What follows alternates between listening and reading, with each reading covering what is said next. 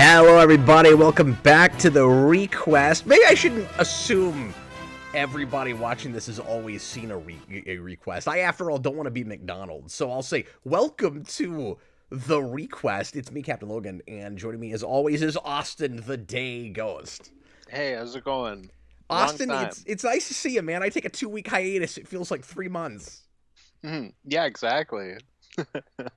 But we're back. We're trying to knock things off the list again. We've still got a big backlog. Thanks to everybody on Patreon for your patience, folks that have put things on the list. And quick plug, as always, for Patreon. $15 tier there is how you can get something requested here on the ReQuest. We do this every Wednesday, except for when I go on trips or have to take a week off somewhere. But we'll be back for the next couple of weeks. And then I got to take another whole week off for a family trip. So anyway, knocking these out when we can get them done. Today, we're going to tackle something a lot more recent than the things that we usually get requested, that we've been requested lately. This is a show that as soon as Austin found out about it, he was really excited, partly just because he knows it. And so he didn't have to be like introduced to a thing. He's, oh, cool, a second rewatch. I'll be way more prepared. Yeah, because I only started watching this at Christmas. Oh, yeah, you said it was really recent. Yeah, exactly.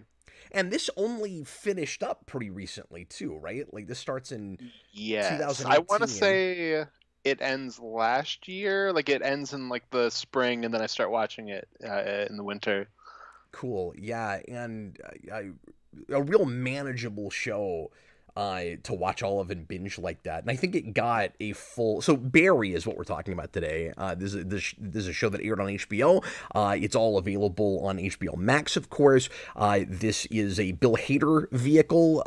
He is the main character in the show, but he also co-writes a lot of episodes, co-created the show, and directs a lot of it. Yeah. He directed the pilot, and I think at least one of the other episodes we watched for this, but maybe all of them. I'm not sure. I wanted to say he directed the first 3. Oh, wow. Okay. Direct 4, but I could be wrong. I wasn't looking that closely, but I noticed his name at least twice.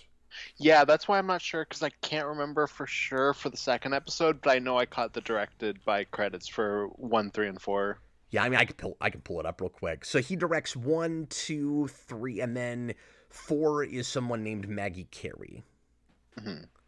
Which is probably a stage name for Bill Hader. That's really funny. Yeah, could you imagine if there was a show where the same person directs every episode, but he changes his name every time? That'd be pretty good. That would be great, yeah. But yeah, so this show was on for 4 seasons, and I think it got, I'm sure, a beginning, middle, and end. I think this was fairly popular for the kind of show that it is, and it's only got 32 episodes, so pretty manageable. I watched the first 4 in preparation for this. One of those things that as I get into it, I was like, I wish I'd give myself the time to watch the whole season, because they're just half-an-hour episodes. I didn't even know until coming into it today, because I didn't get a chance to start watching it until today. So my thoughts are going to be very fresh. I haven't had time to let this digest at all, but I didn't know until today that they were half-an-hour episodes, and so I came into it. I was just going to do the first 3, and I was like, I'm going to watch one more, and so I got half the season knocked out. So Austin knows what happens through the whole season. He's not going to spoil too much for me. I hope. I won't spoil anything. I appreciate it. We don't, I mean, he'll spoil the episodes we watched for you guys, but he's not going to spoil anything for me. Because cards on the table, I'll just say right away, I am planning on continuing this. I don't know if we'll review any more of it. Maybe down the road, if people really want us to, we could maybe do like just a podcast discussion of the show on the whole, Austin.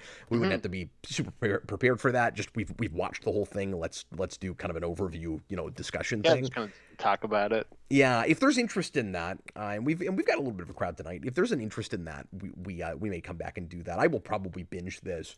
Well, I think on the last ReQuest, you're like, we're doing Barry. How many episodes should we do? And if you watch back, there's like a slight hesitation where my gut reaction is the first season, and then I go, wait a minute, I can't actually say that. So I'm like, that's however many we do. It's not a big deal. I could have seen trying to make an exception for this. Usually the rule here is the first 2 or 3 episodes of a thing, where we'll do the pilot and then the next episode, maybe one more, depending on how long it is. But I always kind of feel bad for folks that would really like us to watch a whole season, and we just don't always have the time to do that. And at least with this, there's not going to be too much speculation on my part because I am going to keep watching it, and I know you've seen the whole first season, so this should be a lot more just introductory. What do we feel about the concept, the presentation, the acting, the initial ideas and stuff. But anyway, yeah, I enjoyed this quite a bit, and it's a thing that on paper should not be my thing. Like I don't like awkward humor typically, and some of this certainly falls in that category. Although it's also very dry-witted, a lot of it, and there's some really sophisticated like social satire happening, although we'll have to talk about that, Austin, because I can't decide how much of it is satirical and how much of it is just the way Hollywood is, which is some of what really bugged me while I was watching it, where I was like, this is so absurd and heightened. I get into like the third episode and I'm like, no, it's not. Actually, no, it's not. And like, it really bothers me that I came to that place. Yeah, no, exactly. There's a pivotal scene about unwanted sexual advances where I went, oh my god, that is the most like sophisticated way. I'm getting ahead of myself, but for a person to have like plausible deniability, and I bet that's exactly how people do that in Hollywood all day long. And like, it really bothered me. When I think, from what I've seen of the show, it's really good at going, okay, you know that this is a comedy, and then it just pulls the rug out from under you, where it'll hit you with something like that where you're just not ready for, and you're like, oh my god. Yeah, in a weird way, it's kind of like the Orville, where that starts as a what feels like a straight up comedy, and of course that's more of a direct parody of something because that's doing Star Trek, and then as you go along, it gets more and more serious, and it's just kind of straight up Star Trek, even though it's still got a little bit more of a comedic bent. This is like that if it found itself in the pilot. Yeah, exactly. No, it's really amazing how well it balances that. Yeah, no, it's nuts. And when you originally told me about that, when you were like, I mean, it starts real comedic, but it gets serious very quickly. I thought it would be maybe like a pilot or a couple of episodes that are getting your feet wet that feel more sitcom-y, and then it would have like a turn somewhere. It doesn't really do that. Yeah, like, no, like I think really. it's the full-on dramedy thing from the beginning. It's just it starts to get heavier quicker than I thought it would. So like the tone never changes, but it doesn't waste any time like getting to the juicy stuff. Yeah, no, exactly. I think it does a really good job of letting you know right away that that's how it's going to play, and then as it goes, there's just it's almost like that superhero secret identity thing, right? Where like we keep building on top of it, and it just keeps getting more and more serious through that. But like you have, like the Chechnya gang, and they're all like super goofy. Yeah, and that feels like something out of like a Ben Edlund comedy, like that's where it gets kind of like The Tick or like or like Kick-Ass. I was kind of reminded of that. Sure. Well, I think another strength to this show is that they hire a lot of comedic actors and then make them spread their wings a little bit, like with Stephen Root and Especially Stephen Root, yeah, who keeps you guessing constantly. Like, I think I know who he is in the pilot, and then suddenly he seems a lot more cowardly than I thought he was going to be, and then it turns around and he gets scary, and I'm like, what is this character? Like, he's fascinating. Yeah, no, and Henry Winkler's like that. You'll see more of it as the season goes, but like, he also has some crazy range that I did not know Henry Winkler had. Yeah, I feel like I shouldn't like this show because, like I said, it's got some of that awkward comedy, and B, everybody on paper is unlikable and horrible. Yes, absolutely. And I typically don't care for that. It's just a personal taste thing. But then I'm also a big Breaking Bad fan, and that show also has that. Like, in its way, most everybody is an awful person in that show. with notable exceptions of people that you wouldn't expect. Like Jesse is actually at his core a good guy, but for the most part, those characters aren't that way. And I think it's a natural. I'll just say this real quick. I guess it's a natural comparison. I'm sure everybody that has seen that show that comes into this later goes, "Oh, okay, it's like Breaking Bad, but like kind of a flip of that." You could almost rename the show to like Breaking Good.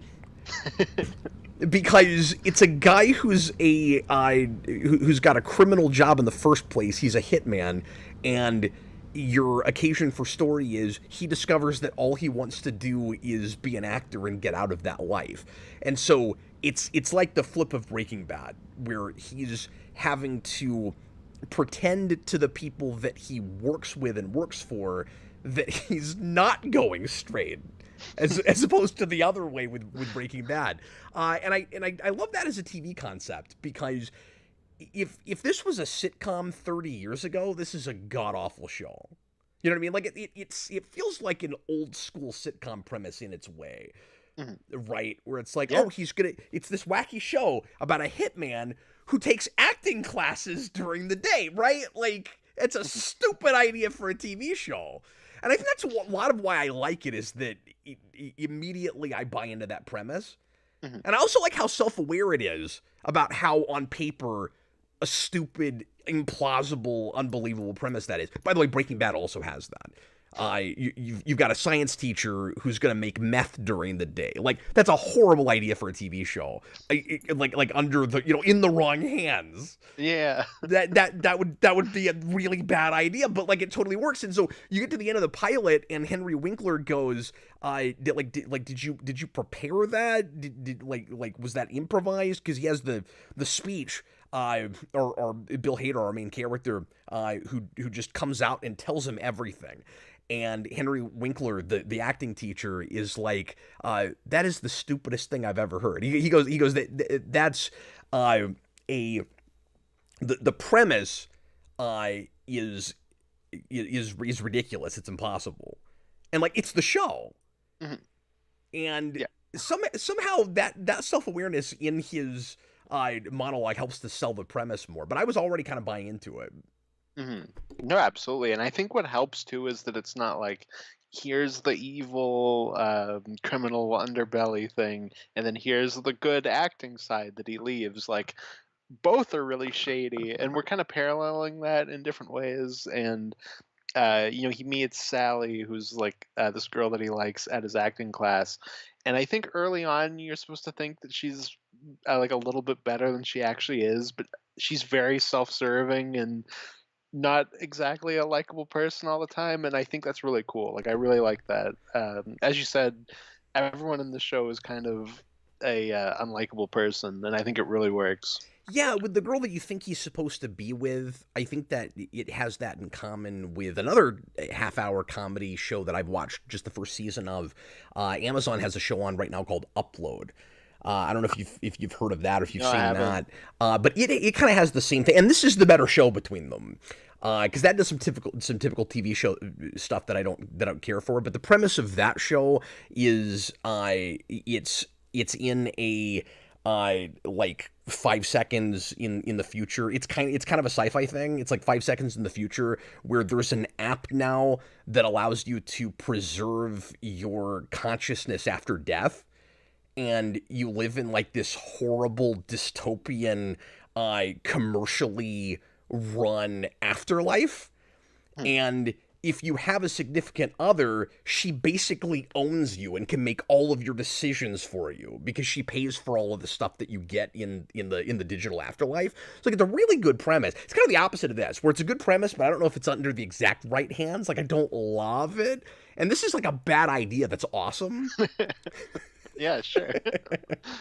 But anyway, I only brought that up to say that that's the only other more recent show of kind of this ilk that I've seen, and it has some stuff in common with it. In that cool. It's also like super satirical, but then you wonder if you can exaggerate some of what it's doing too much in the world we live in these days, which is a fair, cynical take. You know, like this is one of those shows that you could call cynical, but not in like a mean spirited way, where it's just that's the take. I, but it's also super entertaining all the way through. Like it's really funny. Hmm. Yeah, exactly. And I grew up when Bill Hader was on SNL, and I always really liked him on it. And it blew my mind when he kind of went off and like you said, he's the creator, writer, director. Like he's doing everything. Like this is very much his baby. I was really surprised to find out that he's the showrunner of this. Hmm. Like there was a debate happening in the comments before we started about like other actors that could play this role, and somebody was like, "Well, Bill Hader was kind of like tailor made for this." I'm like, "Well, he wrote it for himself." Oh yeah, should we bring that up now since that was a super chat? Now that you've mentioned that. Yeah, absolutely. Dan Schneider has a $5 super chat. He says, "I've never seen the show." Thanks for getting me back on track there, Austin. But Yeah, I'm no sure worries. Austin will agree it would have been 10 times better if the lead was played by Patton Oswalt. Of course. Get him out of my everything. Although, if there was any place that could convince me to really like Patton Oswalt, it's probably this show, considering they take like all these actors that I've seen kind of play the same role over and over. This is probably the place that would be like, hey, Patton Oswalt, act. Dude, you're totally right. Like, it's a killer cast.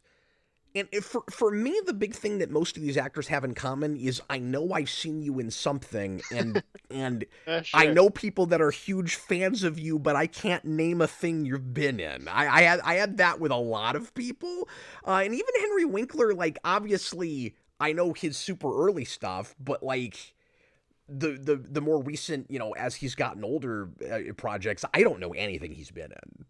Yeah, and I only know old Henry Winkler, like his Yeah, stuff on like Arrested Development and stuff like that.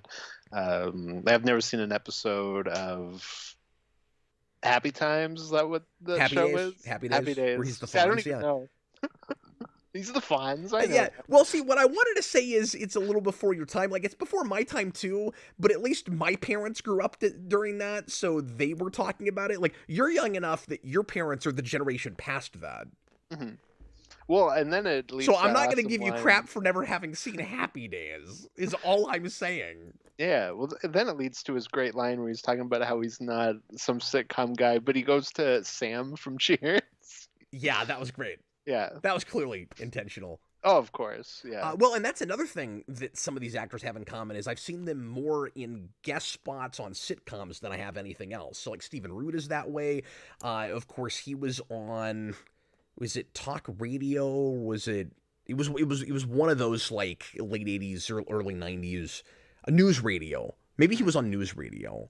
And then I know he was on West Wing, which is not a sitcom, but that's one of the only other things that I think I've seen him in. Not Yeah, that and I've I seen just know a him lot as of the that. guy from Dodgeball. Yeah, I've never seen that movie. And Yeah. then you've got the guy who plays the Czech hit like the elderly Czech hitman that commits suicide, and he is the like irritating angry neighbor guy in Friends, like the early seasons of Friends. So Oh, like I weird. so I know all these actors from various random sitcoms. Yeah. I didn't know that. I just always call that guy John Wick. No, and he's great in that. There's this really, I think it's maybe the first or second episode, like it's real early, Mhm. where he's claiming that he has a cat. He's just like this really eccentric, like weird neighbor guy, and then the friends are like, "You don't have a cat," and he just goes, "I could have a cat," and he just turns around and he closes the door. Like the guy's really funny. That's pretty good. But anyway, Austin, why don't you kind of break down the premise real quick and just like where we get to in the episodes we watched for today, just so we have some context to finish Yeah, our of course. conversation. So yeah, Barry's a hitman, and where we kind of start with him, he's getting to a place where he's not really happy with where he is. He's kind of lost himself, and he's also he was a Marine in Iraq before that. Like this is kind of it's I don't think they ever fully say it in season one, but like that's kind of his character is that he came back from the war and had nothing. So was kind of brought into this hitman job, and he works for a guy named Fuchs, who is Stephen Root's character, and he gets him his jobs and he takes care of all that stuff. and he gets a job for the Chechnyan mob in LA. And the guy he's supposed to hit is in an acting class, and he ends up kind of stumbling into the acting class, and he sees this as an out, and he's like, okay, this is what I want to do with my life. And that's where he meets Sally, who's an actress, He's and he also really bad at it. yeah. Like Yes, he he's not is. getting interested in acting because he found his calling because he's good at it. Like you said, it's like a doorway out of it. Mhm. And it seems like there's something about the craft of acting that immediately makes him start to see a way to not just get out of that job, but to maybe find his own humanity a little bit. And I feel like that's why every episode is a, a piece of acting advice, Mhm. because there's a lot of great subtext throughout the show, and what he's getting out of the advice is like life advice, Mhm. like Yeah, how exactly. to like actually make like real connections with people, not take everything literally. Like he's like dry deadpan drags. Like he takes everything completely literally. He can't even imagine himself in a grocery store. You can't even imagine soup. He can't imagine soup. He just likes the broth. Because I just like broth. I love how exaggerated that whole thing is. Mhm. Oh yeah, that was one of my favorite just deadpan lines. Is the I just like broth. It's a really good character study, Mhm. uh, for somebody that's kind of like detached in that way, but not Yeah. serial killer detached. Like immediately, what I wanted to compare. I'm sorry, you're doing No, it's okay. synopsis. I was like halfway there, so we're good. Immediately, what I wanted to start comparing, like if I was going to write a paper about this show, I would do a comparison contrast with this character in Dexter, Oh, okay. Yeah. because he has some things in common with him where like yeah, he kills people, but he only kills ostensibly bad people, and he has a hard time again making connections with people. He is antisocial. He's not a very emotional person, but he feels bad about stuff. Like it's more that he's closed off from his emotions, not that he doesn't have them. So the difference is he's not a sociopath, he's not a psychopath. Mm. He's not incapable of empathy, but Mhm. he has to turn off that part of his brain to do the job he does. And I also like the angle of he really just does that because he's more comfortable taking orders than he is like running his own life. So the occasion for story, like it's such a good impetus to get into a narrative, Austin, Mhm. because the occasion for story is here's a passive guy that finally decides that he's going to be proactive. Mhm. No, exactly. That's exactly what it is when you break it down to like its most base level. And that is writing 101 stuff. Mhm. And I think that's one of the reasons that I latched onto it as quickly as I did, even though I don't feel like it's a show that's for me, because again, writing 101 stuff, I that's one of the big parts of the like dictionary definition sympathetic character. Like your Mhm. protagonist is supposed to be proactive, and if they're not, there has to be consequences to that, and eventually they're gonna have to start like stop just letting things happen to them and go and do things, or we're never gonna give a crap about them.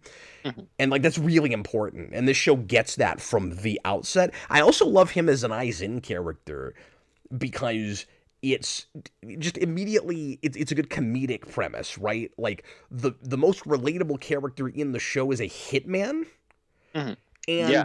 and he comes in from the outside into LA, which is in my mind played like a freaky dystopian wasteland compared to the rest of the country. Like he comes into it and everybody's a freak. Everybody is out for themselves. They don't really have empathy, or they're more closed off from it even than he is. Like it finds a way, and that's one of the reasons I also want to compare it to Dexter. Dexter finds a way to make that guy sympathetic even though he doesn't have empathy. And this show does that by having everybody else around him be an exaggeration of exactly what he is. Mhm. So you have actors and the police both having the same like lack of empathy problem in the same way. It's fantastic. It really feels like just Los Angeles does this to people. Well, yeah, as they say in Escape from LA, this town will kill anybody.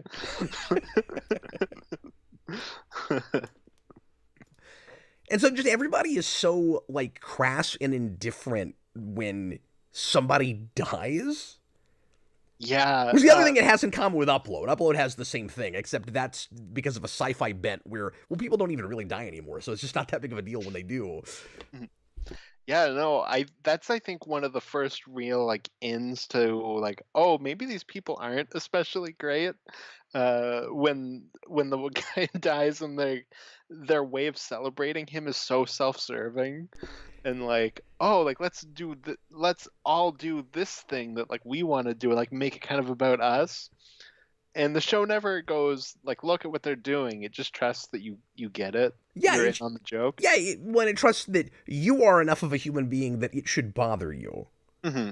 So it's funny, but one of the reasons it's funny is because it's wrong. Hmm. And that's Yeah, this whole show, exactly. is it's funny because it's wrong. Mhm. Well, yeah, and it's one of the best parts of that whole thing where Henry Winkler walks in on them practicing their scene, and he's like, "Wait a minute, you're gonna do this scene about like child molestation? Like that's a step too far in this like funeral thing." And they're like, "But it's what he would have wanted."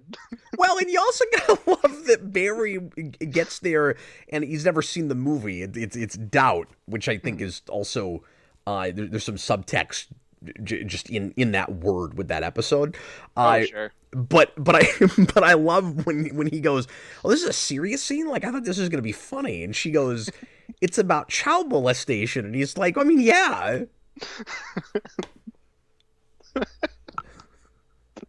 This it's also refreshing with the show starting in 2018 that it's not afraid to tackle any like anything. It doesn't care what anybody thinks of it, Hmm. Yeah, absolutely. which I really appreciate that. It takes the big swings, it takes risks, but it also does that effortlessly, where it doesn't feel like it's trying to prove anything. It's just Mm. these are the stories we want to tell, and if anybody's offended, they can leave. Like that. That's Yeah, that's what this it is our watches like. world. Yeah, that's wonderful. Yeah, no, exactly. It's very much like this is the world. These are the things that happen. And there's nothing throwback about it. There's nothing that feels like they're going, okay, this is the way we used to tell stories, but with a lot of political correctness and stuff now, we're not allowed to, so we got to push back against it real hard. Now it's just these people telling the story they want to tell, and they don't care if anybody wants to cancel them. And it also doesn't feel like a thing that a lot of people would probably like freak out about if they would actually bother to watch it. But you know what I mean? Like some shows are either tiptoeing around issues because they're afraid that somebody will be offended, or they're waving a big neon sign going, "Look how amazing we are," because we're fighting against all of that. The show just does what it does. Yeah, well, to go to the SNL thing, Andy Samberg, his kind of sitcom that just ended a few years ago, Brooklyn Nine-Nine, I think gets to that place where it feels too conscious about world events, and I'm like, guys, you're making a silly workplace comedy, like, it, but no, I think in Well, terms of that's my throwback problem with with the the Harley show. Quinn cartoon, which I like more than a lot of people. But like that show feels like it's just patting itself on the back for being for like offensive comedy. It's like, no, if you want to be offensive, just be offensive. You don't have to like or not offensive on purpose, like to be offensive. I just mean, these are the jokes we want to tell. We know somebody's going to be upset, but we're going to tell them anyway. Like South Park. Mhm. It can handle it like South Park, but it doesn't do that. It's Oh, like okay, it's yeah. wearing a T-shirt that's like, "Look at us, aren't we amazing?" That we're. Mhm. I don't love that about that show. Yeah, for sure. No, I think the only thing really throwback in this is kind of stuff on paper, like with what you were talking about the kind of setup with it, as well as just it's taking your basic sitcom of misunderstandings and kind of pushing that to an extreme. Like it's just kind of stuff like that. Like it's just kind of breaking down the sitcom and modernizing it in that way. Not that this is like super sitcom, but you know what I mean. Like it has those trappings. Yeah, I no, where it is kind of turning some of that stuff on its head. It's not like a How I Met Your Mother where it starts with a format and then flips it. Like it does feel like it's kind of creating its own format. I Yeah, or even like And again, a Breaking Bad is like that too, where it's like here are things that you're not supposed to do in a drama. We're gonna do them anyway, and like this is the same way.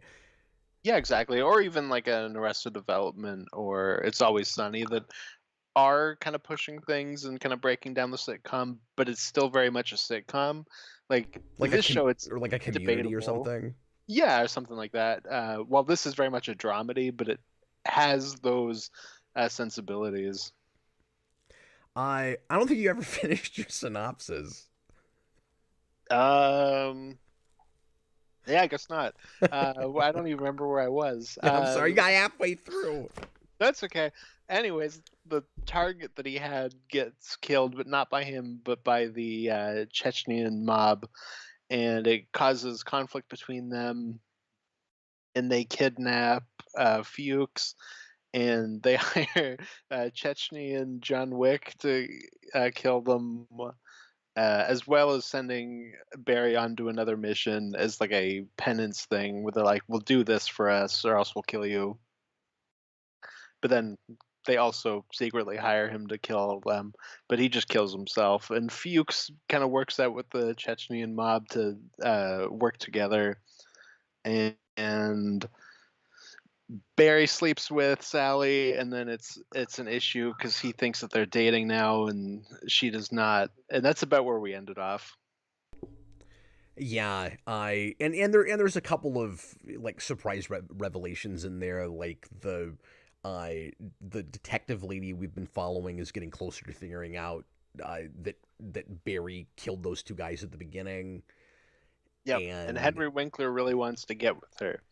yeah, and by the way, I thought and then the big cliffhanger at the end of the last episode I watched was one of the like weird macho guys that goes to that party with his old friend from the military gets in the car and finds his hitman mission notes and is like, I want in on this. So, like, I don't know where that's going, and there's Yeah, I'm really excited for you to see where that goes. But okay, because there are some threads that will start where I'm like, okay, I'm not gonna like this, and then they don't go where I expect them to, and then I'm like, okay, I guess I'm just gonna strap in and not and try not to have too many preconceptions, because when Henry Winkler and the detective lady go on their kind of forced date where like she's just going there to get information from him.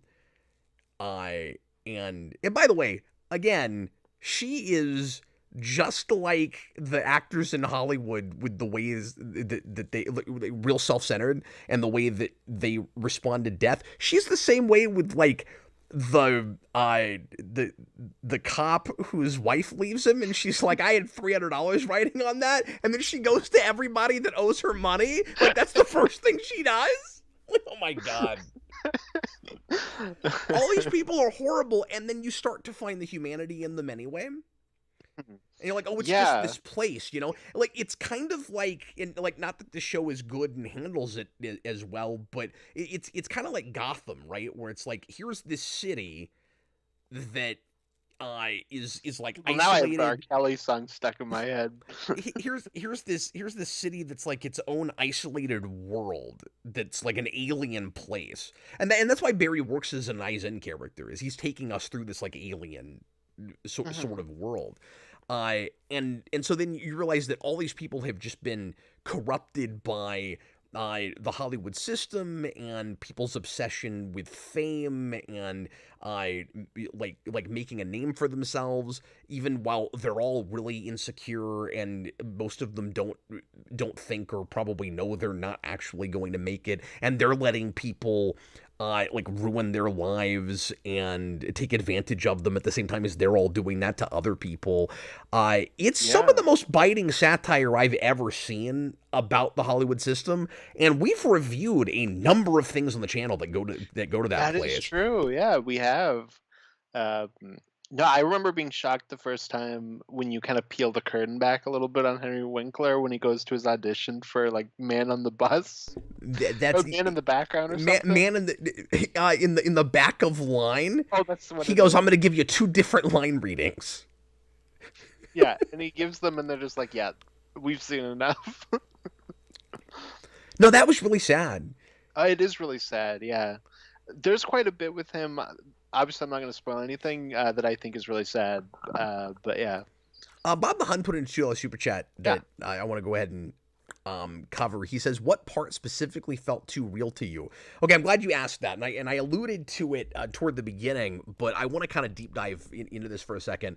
The like, just in general, the way actors are exploited by managers and producers and other people in Hollywood, but more specifically the Me Too of it all, the sexual misconduct thing, because that was done in such a subtle manner that like it really bugged me. Like it kind of got to my core a little bit because Mhm. you have a lot of people that respond to I like accusations from various people in Hollywood in those roles that have apparently uh, done sexual misconduct, and they'll go, well, why doesn't anybody say anything, or like how could you get away with those things? Like it can't be that easy.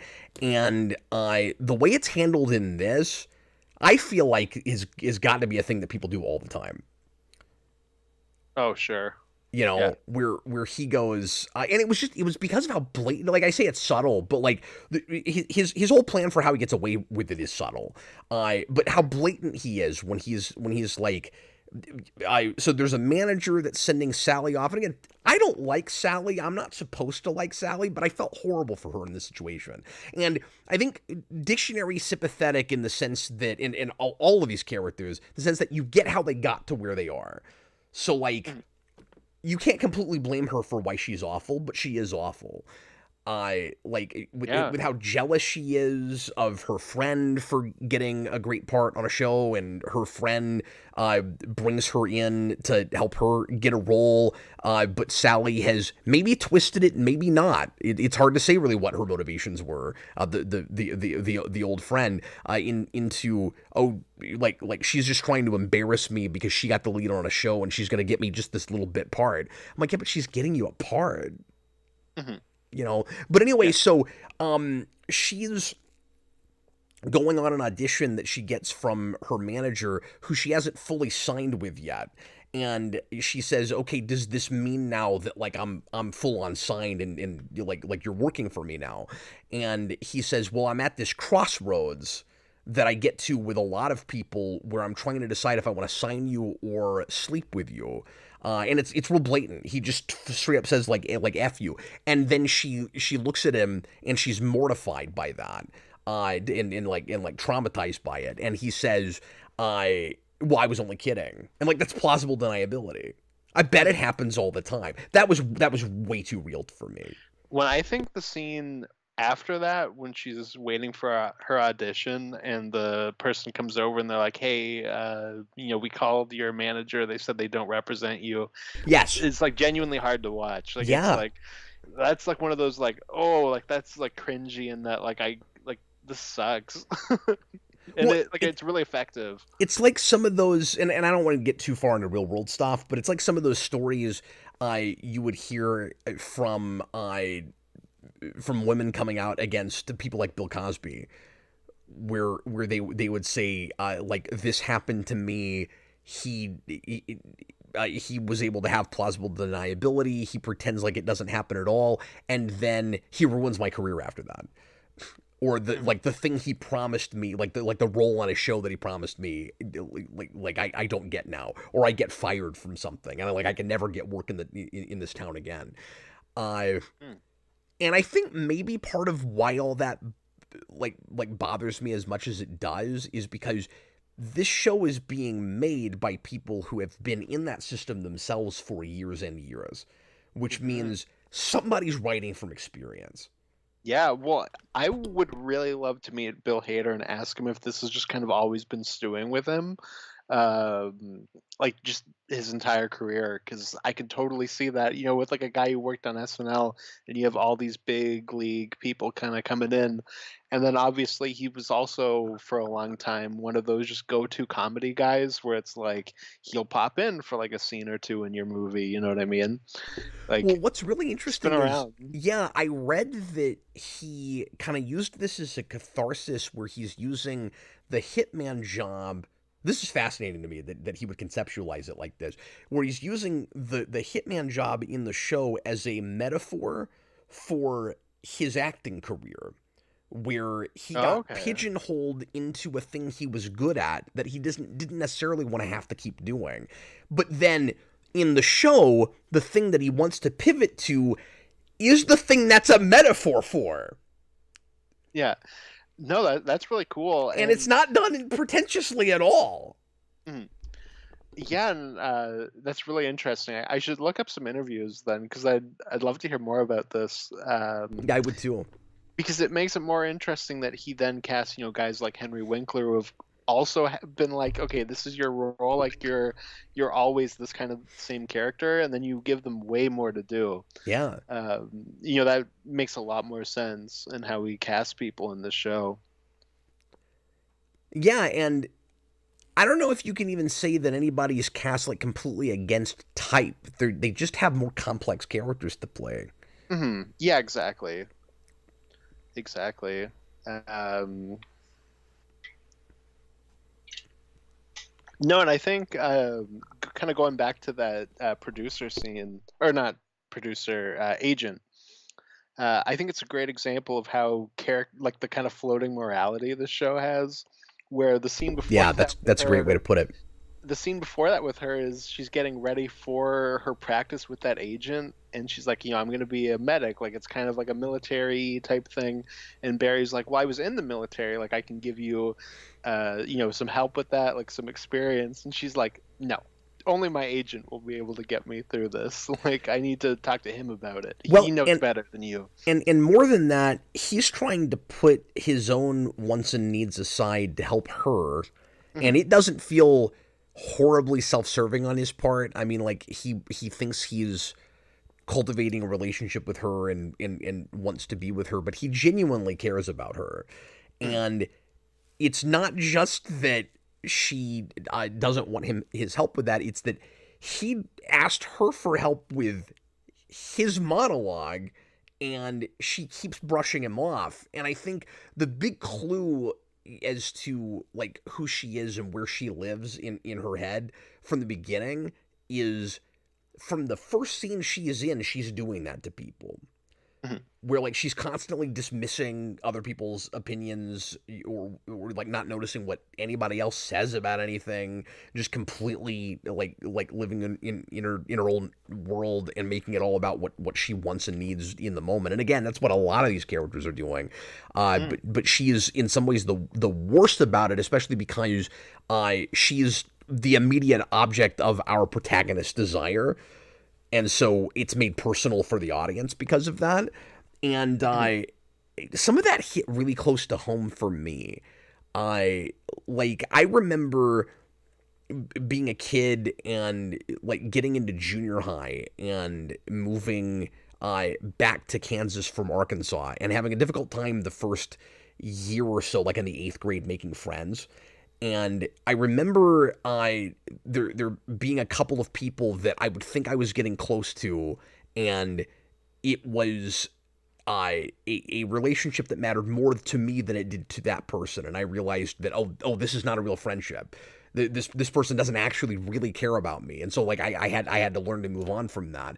And it's worse when it's a romance, Hmm. of Yeah. course. But I think we've all had those moments in our lives where it's like, I thought I was gelling with you, any kind of relationship. Yeah. We had something in common, or that like we were on a resonant frequency, and then it turns out that you saw it differently than I did. And it might not even be malicious. It might not even really be using people. In this case, it is. Hmm. Yeah, no, But exactly. that bit where like he brings her a laptop, where like he's thoughtful enough to replace her laptop. Also, that was just really good visual storytelling, where she's got a cracked laptop, and we keep seeing it that way, and it's never discussed. They never talk about the fact that her laptop is broken, and then he Mhm. just goes and gets her a new one and brings it to her as a present. And you got the really awkward moment where, and for a minute I didn't even understand what her deal was with it when she goes, "That's 3 months rent." Like, I thought, and I think you're supposed to, I thought she was in that moment at the party gonna kind of break down a little bit, like surprised that he cared that much to do that for her.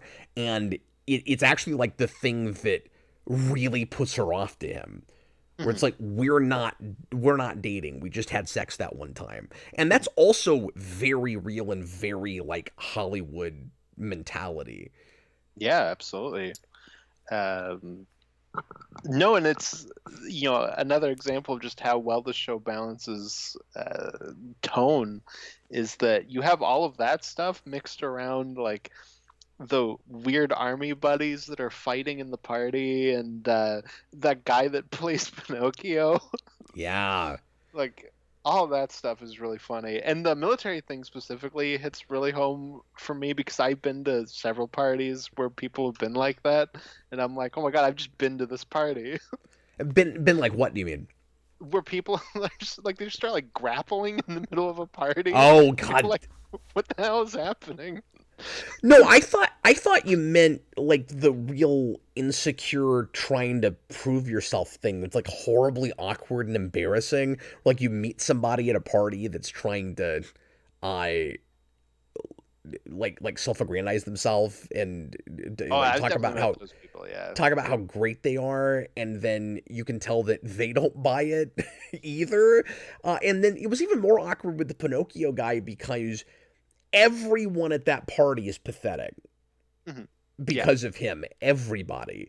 Because he's invited there because he's the most famous person any of them knows. And he is the mocap guy for a Pinocchio movie whose name might get in the credits that someone else is voicing over, and you won't see his body. And I was like, everything about this is so sad and pathetic. And it's not just him, because people are also worshiping the ground he walks on because he got a role in a movie. and they only ever refer to him as his full name. Yeah, like he's really famous.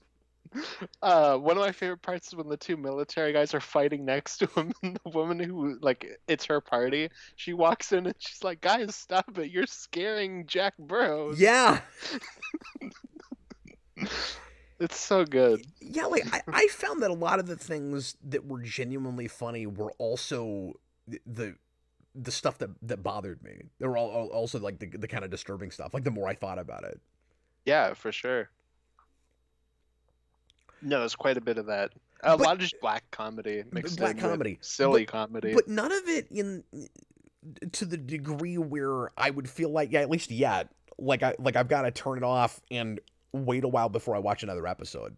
Like, you talk about scenes that are hard to watch, and like there are a couple certainly, but I'm also still like, drawn through it and entertained by it and wanting to watch the next episode. Like I feel like it's a very bingeable show. Oh, 100%. No, I mean, I messaged you like 10 minutes into episode 3, like, I'm gonna have a really hard time not just going to the next episode. And even after episode 4, I was like, I just want to keep watching. Yeah, I did too. I just didn't have time. Yeah, no, of course. But what was I gonna say? There was another thing I was gonna respond to off that, but it's gone. Just a couple of notes here. Victor Yeah, Zsasz from Gotham is in this. yeah, Metamorpho. Yeah, He's that's his name. he's great and pretty good at accents. Mhm. Yeah, I think he's one of the big kind of fan favorites of the show is NoHo Hank. Well, apparently, that's true of the production too, because he was supposed to be killed off in the pilot, That and makes sense because it kind of plays like that's where he should be killed. they liked him so much they kept him going. Mhm. No, that's great. He's really fun in this show. Yeah, and I always thought he had a real distinct look, and I liked his performance in Gotham, even though that's not a good show. But I always wanted to see him on other stuff, so I Hmm. was kind of excited when he popped up in this. Yeah, well, he was one of those things that I knew going into this was really beloved. So at the end of the first episode, I was like, oh, like he dies at the end of the first episode. Oh, okay, he's back. Okay. Well, and I guess that's the common theme. I've been dancing around this. I guess that's the common theme with most everybody in this show is just like we're talking about like people being insecure and pathetic. It's this fakeness, right? Mhm. Where you've got to try to make people around you think you're legitimate when you yourself don't believe that, and you even have that with the Czech criminals, where they're kind of ridiculous.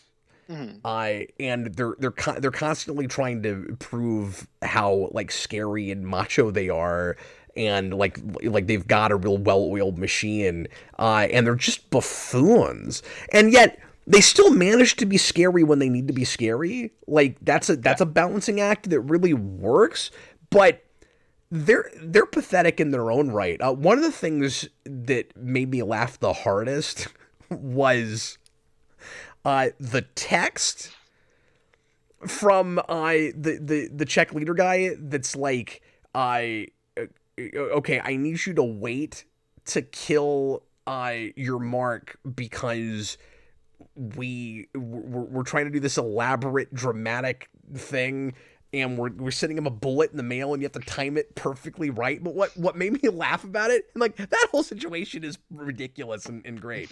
But what I loved about it was when he sends him a text and he goes, make sure you delete all of that. Yeah. Make sure you delete everything above, and then it's like hyphen NoHo Hank. Like he signs off on He the signs message. it. He's threatening to kill the guy's partner and to kill him when it's all done, and he's hired another hitman to kill the first hitman, but he's also trusting that Barry will delete direct evidence of his criminal enterprise. It's so Yeah. good. Like, why does he trust him?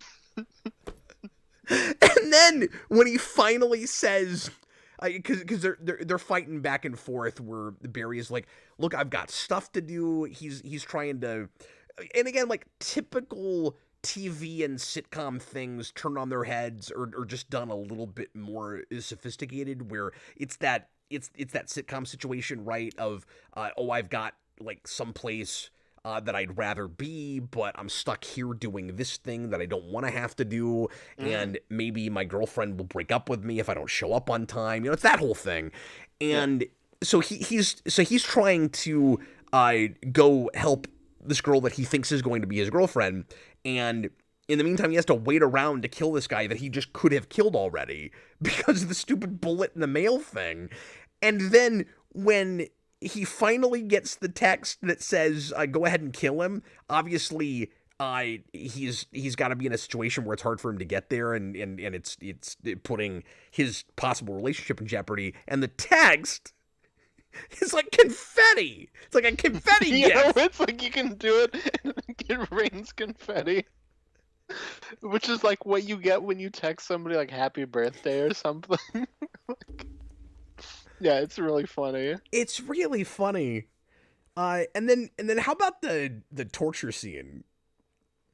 Oh yeah. The torture scene's crazy because they take Fuchs and they take like this giant nail filer and they start filing down his teeth, which is one of the most horrifying methods of torture I've ever seen. But Is that just like, all the because tech you stuff don't is like really the sound and texture of that? Like, just imagining it. It's like, oh, I feel I like don't there's worse like things. there is definitely worse things, but it's one of the I don't know, it's just one of those things that just gets in my head and I'm like, like I can picture it. I can imagine it. And then you get to the end of that scene, and it's one of the funniest moments in the 4 episodes we watched, where Yeah. the lead Czech guy is because he's talking about why he won't hire any other hitman but Barry, and Barry's like, well, like that guy looks scary, send him out. And he's like, that guy is a freak. He wears an apron. We don't know why. Why is he wearing that apron? He doesn't need to be wearing that apron. I don't know. I was just And in then the Noho floor. Hank's like, yeah, on that. honestly, it's a little bit much. It's really funny. Mhm.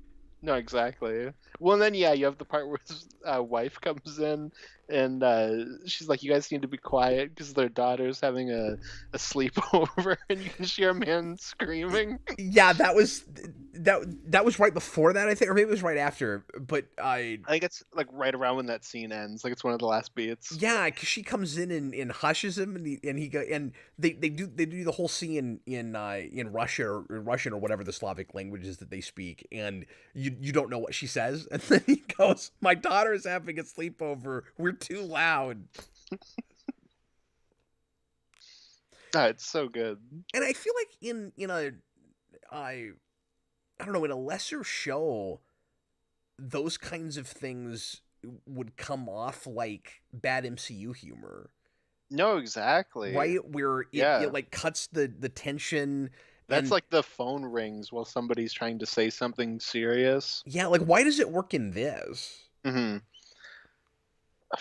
It's hard Yeah. to explain, right? Because if you go back to some of the reviews where we've complained about uh like MCU humor where you're undercutting tension and you're like interrupting a dramatic scene like that, we might look like hypocrites because that's essentially what that scene's doing, but it works there. Hmm. I think it works because the gang themselves are super silly, so it's like just playing into that, but then the what's happening is dark. So like even when they do things that are dark, they're still just goofy people. So like I think that's probably why, but then you could probably make the case for like an MCU movie where that doesn't work, you know. Yeah. Really it's just timing at the end of the day, right? I was gonna say some of it's timing and some of it is you've hit it though. Some of it is characters that have to seem out of character to make a gag work. Where it feels like here it felt like it's really from those characters.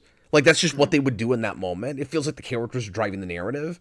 Yeah. And sometimes in an MCU movie, particularly like in Far From Home, it more often feels like this is the beat where that's supposed to happen, and so we have to contrive a reason for a character to break character and do that. Like Well, and then with that's the that bone difference. thing in Far From Home, like it also just keeps going, and you're like okay, I get it. Yeah.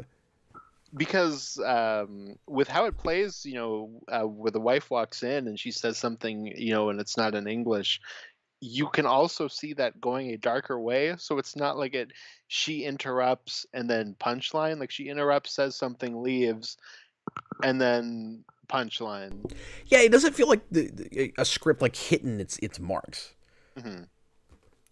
Yeah, no, exactly. I also think, side note, it's really funny that you have a consistent presence of Henry Winkler's character's autobiography. Hmm. Because Henry Winkler recently released an autobiography that has apparently been pretty popular. And Oh, my okay. my mom bought me that for Christmas last year, and I did not understand why, because I know like next to nothing about Henry Winkler, Well, and I it's was so like, you can find out about Henry Winkler. yeah, and I was like, Mom, that's cool and all, but I don't know why I would want to read this. And like now all of a sudden I'm thinking I might want to read that, but I just thought it was really funny that like I got that book and this show has that book. That is really funny. I didn't realize that was a real thing. Yeah, and obviously it's different because it's this character, but I think Yeah, it's really funny. And that that came is out, great. it's not for that reason because that just came out like a year ago. Yeah. Oh, okay. Sorry. I thought you meant like the picture of it is like his book. They just kind of It redressed it. does But look okay. really similar though.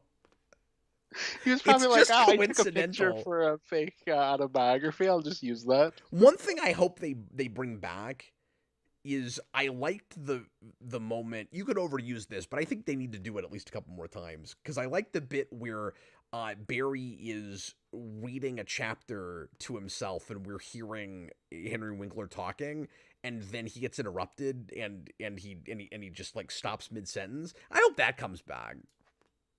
Yeah, I can't remember. That's so specific. I can't remember if that does come back or not.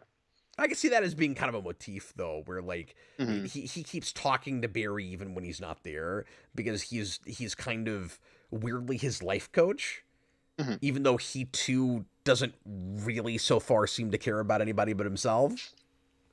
Yeah, and I mean, it's one of those things, he teaches because he can't do. Yeah, that's exactly right. He Yeah, can't he's even get the role of man in the back of line. but it's hard not to like root for him and start to see his potential when the show, this is also really sophisticated, when the show actually makes me buy him uh wooing the detective lady. Yes, and That shouldn't work at all, cuz like I said earlier, when when it looked like we were going to get into like him hitting on her real hard and trying to, woo her, I was like, "Oh, I don't need that." And then we get into yeah. that scene, and I bought it, and I couldn't even believe I was buying that. And yeah, it just with how charming he is with her, and like for her, because like I don't find the man especially charming, but I'm buying that she does. If that makes any sense, like So there are two big things that when I'm old and dementia and can't remember anything will always stick with me from the show. One of them is their relationship, and the other is where the army guy payoff, like the payoff for the army guy at the end of the fourth episode is. So like those are that relationship with Henry Winkler and the cop, I think, is really great. And you're right, like it could have been forced, when but you first watched it, did you have the same thing that I did, where I'm like, oh, do I have to do that? Like, to a degree, because I was like, okay, it kind of feels like this is a TV show we need to pad for time, maybe. yeah. And then it goes, and it's like, oh no, that's not what we're doing. We're at an hour. Let me read a couple super chats and then we'll see any final thoughts we have. Yeah. Dan Schneider, while we were talking about the Me Too stuff of it all, he said Simon Kinberg himself confessed all this. He's referring to a commentary that I talked about for, was it Days of Future No, Past? it was Jumper. Oh, it was Jumper. That's what it was. We've actually done a couple of Kinberg projects recently. Yeah. Well, this show On really the is a biopic of Simon Kinberg's life. And so he's joking, but it's half true because I talked in the Jumper commentary with the Superhero Rewind commentary project about how just kind of shocking it is when he comes out and he's talking about how if you work in Hollywood, you've seen things, and he is referring specifically to that stuff. And then you think about how, so some of the people he's worked with, obviously specifically Singer, and you're like, yeah, I know what he's talking about, and that's really messed up. You know what's crazy to think about, This is Cap, at the before same any of time? that was public. Yeah, no, absolutely. I'm But you sorry. know what's crazy Yeah. to think about, considering that? So this show, obviously, as we kind of talked about, is Bill Hader's like baby, and he used this as a catharsis in his career. If you take this exact thing and the catharsis element of it and give it to Simon Kinberg, you get the most milquetoast show ever created. Yeah. No, that's absolutely right. Well, and now that you say that, I think it's also important to note that this coming out in 2018, it could have, again, just under the wrong writer's pen, it could have felt so like forced and reactionary Sure. to the Me Yeah. Too movement and all the stories that were coming out then, and it's real topical right then, but it's It's got so much else to say that oh, it it's does. like, It's not just yeah, about that. But yeah. that's part of it, and it would have been disingenuous not to go there. And I would even go as far as to say that if he had made the show 10 years before that, it would have been as biting about that. Yeah, absolutely. I agree with that. I think it's probably more impactful to people now that more people are aware. Because like Dan's Den says, those stories were always out there. Yeah, that's true, but who was paying attention? Like inside the system, and like people making movies, like, yeah, people heard stories all the time, and you heard people, and like movies themselves would make fun of the idea that like attractive actresses would have to sleep their way to the top, but just how bad it was and how like systematic it seemed to be in certain circles, um was not, yeah, however you want to look at it, was not revealed publicly until later, or probably the more accurate way to put it is more people paid attention after the media decided to run with it. I think it's probably the right way to put that. Yeah, definitely. I'm not comfortable talking about this stuff, but it's in there, and it left an impression on me. So that's why I've Mhm. kind of latched onto it, I guess. Yeah. No, some of the darker elements of the show, like for me, like really kind of dig in, and that's some of the more memorable things of it, while also being really funny. Sorry, I had to respond to something. Robert Wild, $2 super chat. Will you do a Twister commentary before Twisters? I wanna say possibly, because I think it could be really funny. Oh, okay. I've never seen Twister. That would be an amusing blind commentary for you, I think.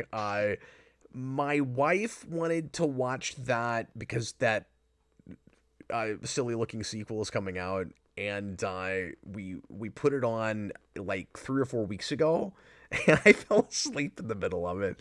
So if we watch it, it will be a half blind commentary for me as well. But I did watch that when I was a kid. Did you wake up and then catch the end of it? No, I was like in and out. Oh, So I okay. caught like pieces of it. So So I I was gonna say, woke. if you fell asleep through just the middle, that's the eye of the tornado. Oh.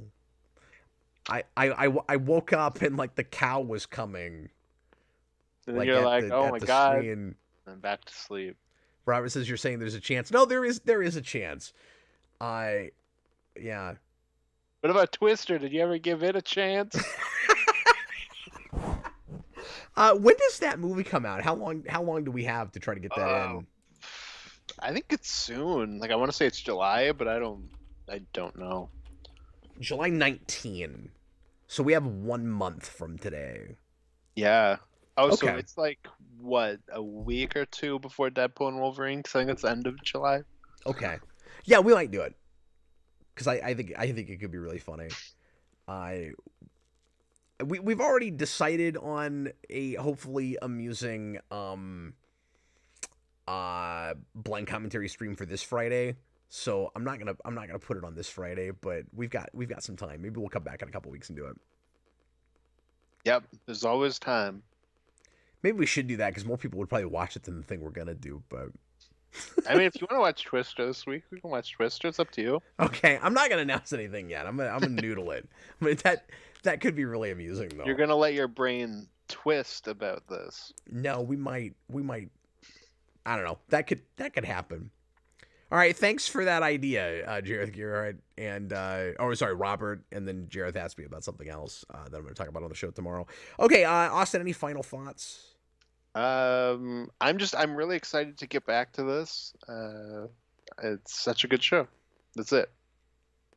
Yeah, I was a little bit nervous coming into it because I don't typically like modern comedies like this, where it's like I'm just very particular. Yeah. And I think the somewhat absurdist bent with it helps, but I'm a little bit hesitant saying that because sometimes I can't decide how absurd it really is. Well, yeah, I guess that's something I'll tell the audience because I told you right before we got on. But Yeah. like 10 minutes into the show, rewatching it, I was like, oh, maybe Cap won't like this. I don't know for certain now. I can see it going either way. And then like 2 minutes later, Cap messages me like, "Holy vulgar language! Henry Winkler is amazing." Yeah. It's like, oh, okay, he's digging it. Speaking of vulgar language, you gotta love when his old friend from the military shows up and they say the F word every single line. It turns into the beginning, like the first act of Logan. I knew you were gonna say that. It's so funny. Yeah, no, it's really good. They just turn into teenagers. They just turned into Rob Zombie. Well, anyway, so yeah, like I said, I'm surprised by how much I'm enjoying this, and I'll finish it on principle because I'm usually really particular and don't like modern comedies, but this one is hitting me in a place. So Mhm. Yeah, and it's so easy to just fly through. it helps that they're half hour, and Mhm. I'm a broken record, but I keep saying like more things need to go to that format, and Yeah. I don't like that so often. You've got to have a you got to be at least a partial comedy before you go to half hour. Like I think some dramas could do this too, I agree 100%. and I That was one of the things I liked about Ash versus the Evil Dead is that you knew to get in, get out. Like you only need 20 minutes.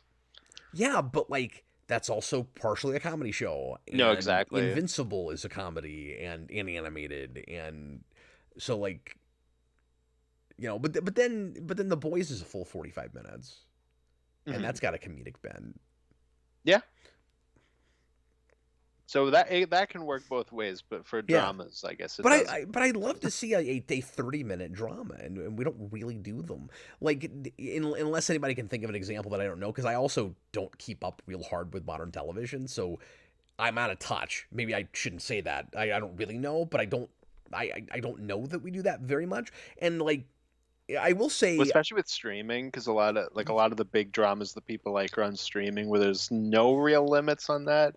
in either direction, that's what I was going to say is Disney Plus has done some shows where sometimes it'll be 30, 35 minutes and sometimes it's 55, but I haven't seen one where they're all consistently short. Hmm. Yeah. Well, and then you get stuff like I think John was telling me that the season 4 finale of Stranger Things was like 2.5 hours. And it's like, why? It's just a movie. But I don't know. Well, anyway, thanks again for watching, folks. And next time, so we will have a request next week, and then we'll be off the week after. We're going back to comics next week, Austin. Elliot Oh, cool. Slater asked us to do a recent Spider-Man story, so we're doing Spider-Man Spider's Shadow by Chip Zdarsky, and I don't think read anything by him yet because I've been out of new for a while, and so he had that Daredevil run that people really liked, and I think he's over on Batman now. He is, yeah. And I know you were complaining about that. I haven't tried to read much of it. Well, I read an issue or two It's like when we did controversial, I think, is his Batman, I would say, but when we did the Dawn of DC stuff. I guess I read a couple issues of that, but I couldn't yeah. make heads or tails of it because it didn't have a good jumping on point. So I was like, oh, Zuranar is doing things, and so I didn't keep reading that. But Mhm. No, exactly. Um, yeah, and he did Spectacular Spider-Man while Spencer was doing Amazing, oh, that's right. which I've heard described as Seinfeld with Spider-Man, but I've never read it. Oh, so the Spider-Man book that's about nothing. Okay. Yes, and the only thing I know about that is they parody the Tom King Batman wedding thing. Oh. I'm like, that's weird. Anyways, Oh, okay, but I would be okay with the What If comic that was like, what if Spider-Man was a stand-up comic? oh, okay, Like, there you oh go. yeah, right. Like that's how you do Seinfeld Spider-Man. It's like by day Peter Parker is not a photographer, but a stand-up comic. And what's the deal with swinging? And then And Green Goblin is the Kramer. he just spins his stand-up sets like constantly complaining about the Daily Bugle and the fact that half the city doesn't like Spider-Man. So like he's hiding in plain sight. Like his sets are always about how much it sucks being Spider-Man, but nobody knows he's Spider-Man. Hmm. Yeah, exactly. No, that writes itself. And then he's in the Laugh Factory, and Kramer Green Goblin shows up, and he's got to stop him. That sounds like a great book. Yeah, or like one of his big foes is the soup Nazi. It's just the Red Skull. He opened up a soup kitchen. And then Spider-Man's like, hey Red Skull, what's your favorite kind of soup? And he's like, I like broth. And then one of the homeless people in the background's like, soup is really about your mom. That's the deeper meaning of soup. That's one of those jokes that I really like, is where they're like, what emotion do you get out of soup? And He he goes, goes, thirst? thirst. And then she's like, that's not an emotion. Let me put it this way. I think about mothers. It's like, that's also not an emotion. Yeah, it was like real pretentious, like psychoanalysis.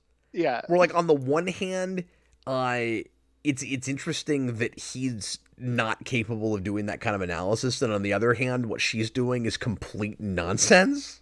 Mhm. Like it's total BS. So like, yeah, Yeah. he needs to learn to like think more deeply and find the subtext in things. But that that girl's BS in the book report. Like, Yeah. Sometimes soup is just a broth. well, everybody, thanks a lot for watching. We'll see you again next time. And like I said, if you're keeping up with us and you want to read and watch the things you're watching, or we're watching and reading, it is Spider's Shadow by Zardsky next time. I don't know how old that is. Probably a couple of years. Yeah, and I'm wondering if that's just its own book or if that's part of Spectacular. I haven't looked it up yet. Yeah. I mean, it'll be easy to find, but we'll find out. We'll see. Watch that be the part that has the Tom King wedding parody. Also, if you're a patron or you'd like to become one, Austin and I are gonna stick around for a while after the show. In about 10 minutes, we're gonna pop over to Patreon and we're just gonna do a fun kind of hangout stream, talk about whatever comes to mind. So if you want to come hang out with us for another hour, pop in for that. Just the $2 tier on Patreon get you access. We can talk about anything over there, and we'll swear every other word. It'll be an F-bomb. Every sentence, Exactly. because that's what Austin in my real relationship is like off regular camera. Is just like those guys in the military. Exactly. It goes back to when we were Marines in Iraq. Yeah, you remember that? I do. Yeah, really, we started the channel just because of all the PTSD. Mm-hmm. Exactly. That's why the person who actually runs the channel is Fuchs. I love how on the nose that name is. Like, did you have that? Where like, oh, his name is just the F word. Of course it is. Oh, of course it is. Yeah. He's Fred Fuchs. Anyway, come hang out with us on Patreon. We'll have a good time. Yeah. Anyway, I was Captain Logan, and this was Austin the Day Ghost. Yeah. See ya, everybody. Appreciate you guys. Bye.